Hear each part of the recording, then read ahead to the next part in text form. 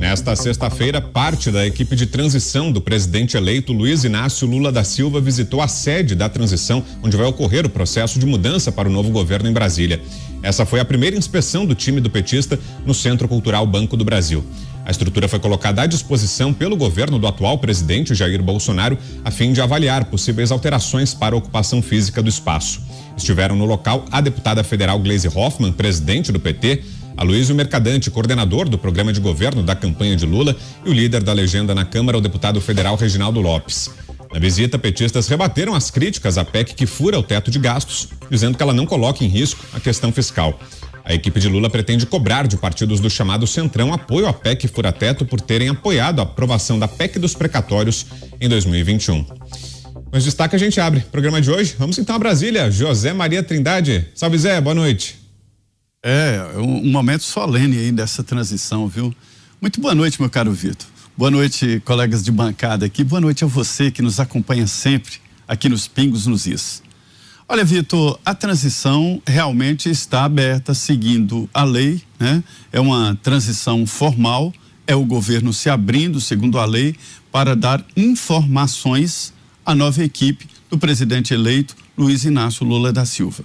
O verde e amarelo voltou às ruas. E não há, por parte do presidente Jair Bolsonaro, uma declaração peremptória de que foi derrotado nas urnas diante de uma eleição justa, de uma eleição aberta. Pelo contrário, há ainda desconfianças. Eu vou contar aqui um bastidor que eu vi hoje e confirmei de pelo menos 2 integrantes ali do grupo do presidente Jair Bolsonaro. Havia ali no governo um grupo que elaborou um texto a ser lido pelo presidente Jair Bolsonaro, assumindo de forma firme a derrota e, inclusive, admitindo que a derrota teria sido justa e eleições limpas e abrindo mão de qualquer possibilidade de questionamento do processo eleitoral e das urnas eletrônicas. Imediatamente, um grupo ali mais próximo do presidente Jair Bolsonaro entrou em campo e disse: presidente, o silêncio é a sua arma. No Brasil inteiro existem pessoas que estão acreditando no senhor e seguindo e ouvindo o que o senhor tem a dizer.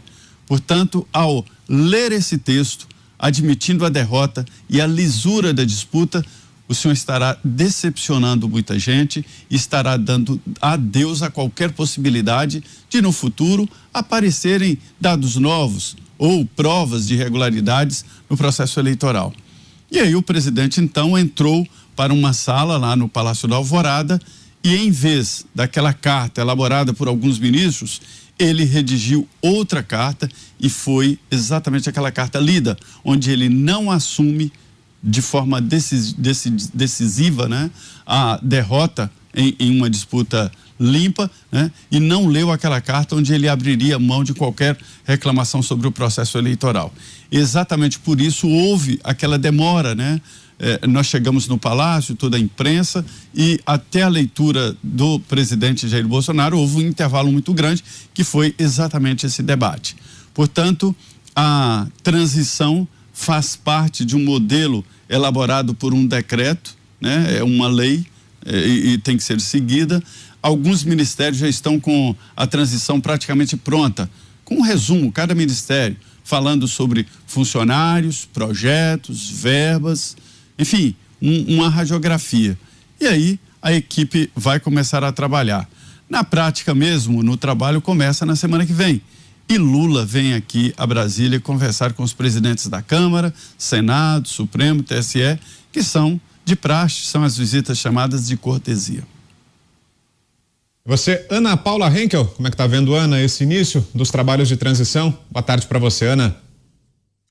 Boa tarde, Vitor. Boa tarde aos colegas de bancada. Muito boa tarde. Boa noite, né? E no Brasil, a nossa audiência é maravilhosa. Vitor, engraçado, né? Porque a PEC da transição, exatamente para furar o teto de gastos, ela mudou de nome. E tudo hoje na imprensa está mudando de nome.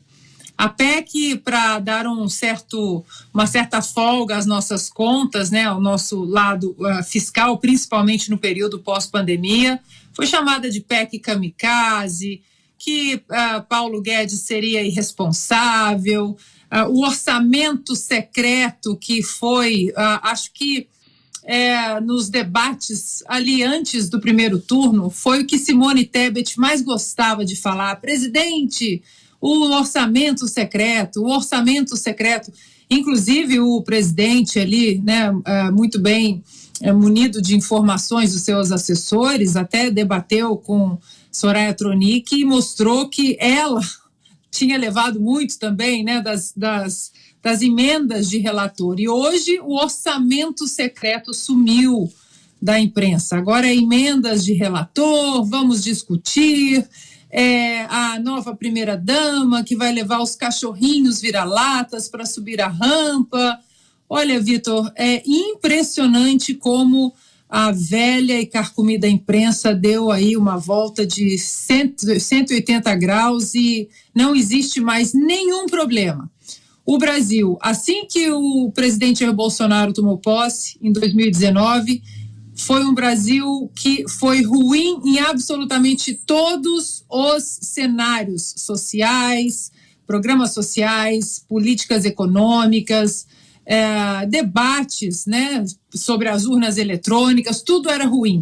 O presidente foi de uma maneira até muito covarde, né, achincalhado, xingado, genocida, fascista, e mesmo assim os ministros também, né,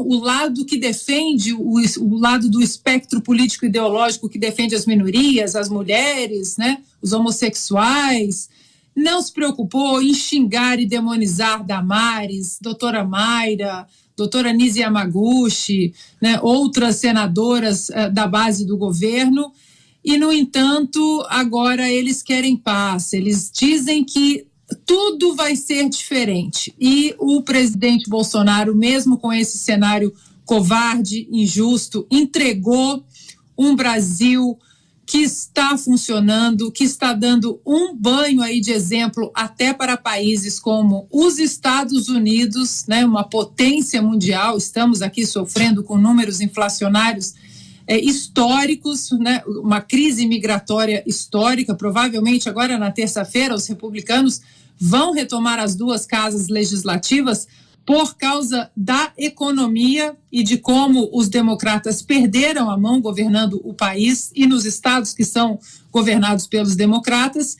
E agora, junto com esse conglomerado que resolveu vestir a roupa de honestos para empurrar uma candidatura desonesta e de um candidato que foi condenado em 3 instâncias, estamos em lua de mel, mesmo antes dele assumir aí o posto de presidente. Nós seremos, Vitor, o disco arranhado. Nós vamos lembrar tudo que as administrações petistas fizeram em todos os anos de governo que estiveram à frente aí do Brasil.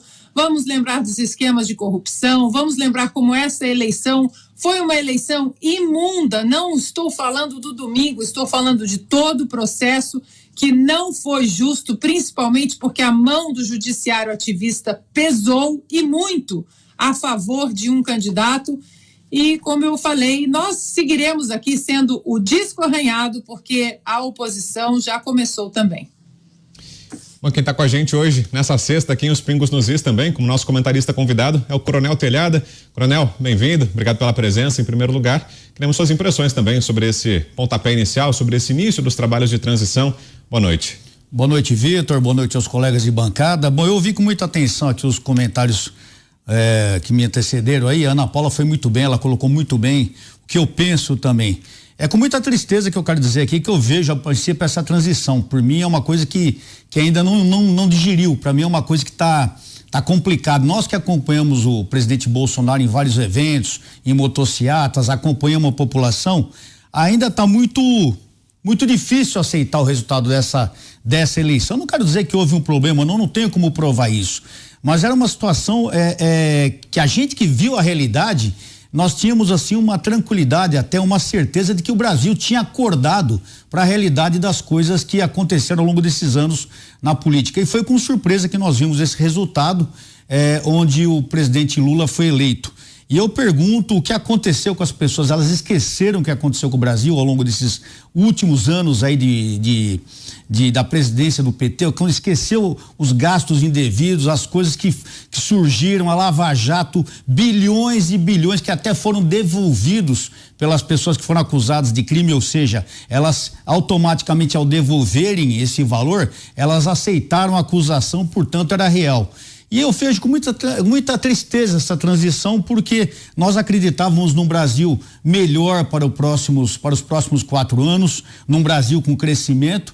E quando se fala nessa transição, a primeira coisa que se vem aqui à tona é justamente furar o teto. Justamente se fala mais em 200 bilhões a mais para o orçamento de 2023. Aí você pergunta, imagina se essa proposta viesse então do presidente Bolsonaro, como que seria visto isso pela imprensa? E nota-se que a imprensa aceita isso com naturalidade, 200 bilhões a mais. Para quê? Para mandar para quem? Para gastar onde? Quem vai ser o favorecido? Então essa é a maneira PT de governar, como a gente já está acostumado, já começou correndo atrás de dinheiro, já começou achando que o dinheiro é pouco e quer mais dinheiro, 200 bilhões de reais. Então é uma situação muito triste. Eu concordo com a Ana Paula também, quando ela fala da aceitação passiva da imprensa. Nos últimos dias, aí logo pós-eleição, nós tivemos vários movimentos aí em todo o Brasil, não só nas estradas com os caminhoneiros, mas nós tivemos milhares de pessoas, milhões de pessoas nas portas dos quartéis e nada foi mostrado, parece que não aconteceu nada no Brasil. Nós tivemos até um incidente muito triste lá em Mirassol, foi divulgado aqui na rede social, onde um indivíduo atropelou, acho que aproximadamente 10, 14 pessoas, e a notícia é que uma dessas pessoas tenha falecido. E então a gente esperava uma atitude mais drástica da imprensa, uma questão de se tomar atitude, de se cobrar posturas. Não, a notícia nem foi veiculada, parece que não está acontecendo nada. Então a gente nota que é uma situação totalmente tendenciosa, como foi durante toda a campanha. O presidente Bolsonaro ele foi prejudicado inúmeras vezes na campanha, o judiciário se postou de uma maneira tendenciosa e agora a gente é obrigado, infelizmente, a aceitar esse resultado. Até por quê? Porque hoje nós estamos aí com essa transição acontecendo. Se houvesse alguma dúvida, se houvesse alguma prova de que houve algum problema, eu tenho certeza que essa transição talvez não estivesse ocorrendo. Então essa transição me faz crer que realmente o presidente Lula será o nosso presidente nos 4 anos e nós temos que estar preparados para isso. O Brasil ainda vai ver muita coisa e infelizmente nós vamos chorar lágrimas de sangue, porque o resultado dos últimos 16 anos de PT nós sentimos duramente na economia, sentimos na pele, sentimos na sociedade. E eu que sou policial militar, Vitor, principalmente sinto muito por causa da criminalidade. A gente nota que a criminalidade ela precisa ser combatida fortemente. E eu pergunto a vocês, o PT vai combater a criminalidade como se deve? Eu tenho minhas dúvidas. E a análise agora é do Paulo Figueiredo. Tudo bem, Paulo? Boa tarde. Boa tarde, Vitor. Boa tarde, meus colegas. Boa tarde, audiência. E eu estou aqui assistindo com curiosidade o orçamento secreto virando emenda de relator, a PEC kamikaze, não é mais PEC kamikaze, a licença para furar gastos, o Meirelles talvez não venha, o rombo, o equilíbrio fiscal virou rombo de 200 bilhões, o programa Minha Picanha Minha Vida, na verdade, era só uma metáfora. E todos os dias nós descobrimos que as coisas não eram bem assim como contavam, né? Isso me lembra uma piada, aquela piada em que o sujeito morre e aí ele pode escolher entre ir para o céu e ir para o inferno. Ele vai para o céu, acha tudo mais ou menos arrumadinho e tal, tudo muito calmo.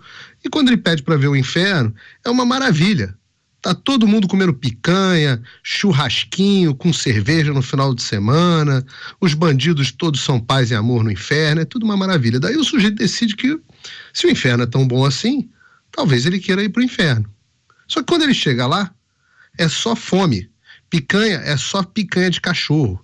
O inferno é uma censura, ele não pode falar. Violência, come solta, quem manda no inferno é o PCC e o Comando Vermelho. E aí ele vira pro capeta e pergunta, ué, cadê aquele inferno maravilhoso do churrasquinho de picanha e cerveja do final de semana que vocês tinham me prometido? Aí o Tinhoso responde para ele, bom, aquele dia que você veio aqui a gente estava em campanha, agora nós já tivemos o seu voto.